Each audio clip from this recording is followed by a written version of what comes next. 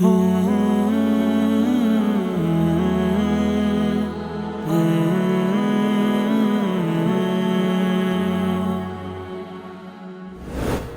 الله الرحمن الرحيم. الحكم الأول تير داس كمان أحكام دنون ساكن أو دا تنوين إجمالا ذكر كليو نون ساكن أو دنون تنوين سلور أحكام دي: إظهار، إدغام، إقلاب، إخفاء. نند أول حكم وضحت لك كو أغيت بلكيكي الإظهار. إظهار بلغت كستوي أو فو اصطلاح كستوي لكيكي. ده إظهار لغوي معنى ده البيان والإيضاح، يعني اخكار كول اخكار والي تبلكيكي. أو اصطلاح كي إظهار دي تبلكيكي إخراج كل حرف من مخرجه من غير غنة في الحرف المظهر. يعني أدا كده ده حرف دي دخفل مخرجنا بغير ده غنينا، يعني أغا حرف شاغيكي إظهار كيجي يعني اخكار أدا كيجي.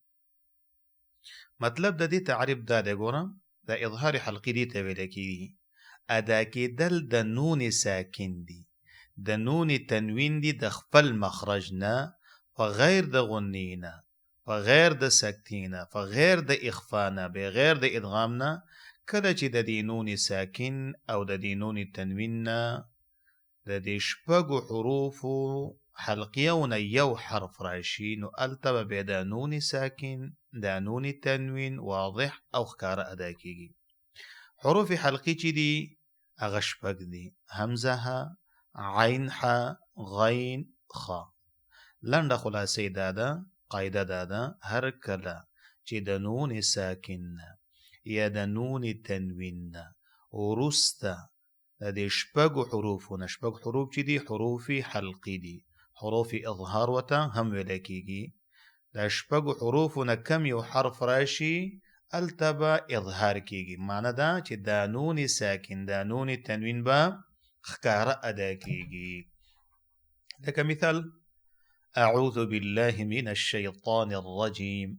من آمن حروف حلقي شبق دي مقبلي همزة ها عين حا غين خا.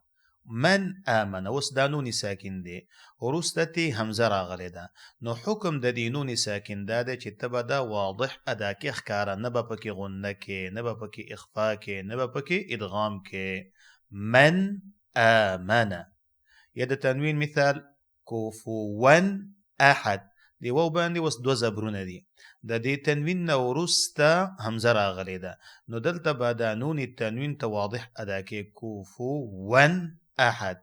يا معتد أثيم ده مثال فلا تنهر ورا نوني ساكن دي ورستتي راغلي دا حكم دا دي نوني ساكن دا نون با واضح أداكي دا سيبني فلا تن دا دي إخفاء كيفيتي بلكي فلا تنهر.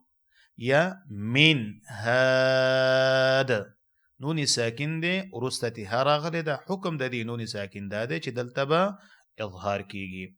يا دا تنوين مثال سلام هي ورا من دا پاسا دو پیشونه دي تنوين دي ورستتي حروف حلقي راغلي دا نو دلتا إظهار كيجي. يا قوم هاد التنوين نورستها ندلتا دانون التنوين واضح أداكي ده سيبنا شي قوم من دوست إخفاء كيفية دي بلكي ده سيبا تلفز كي قوم هاد. يا واسع عليم أجر عظيم ده حامثال ينحيتون قول نون ساكن رستتحا. يا من حيث حكيم حميد. والسلام عليكم ورحمة الله وبركاته.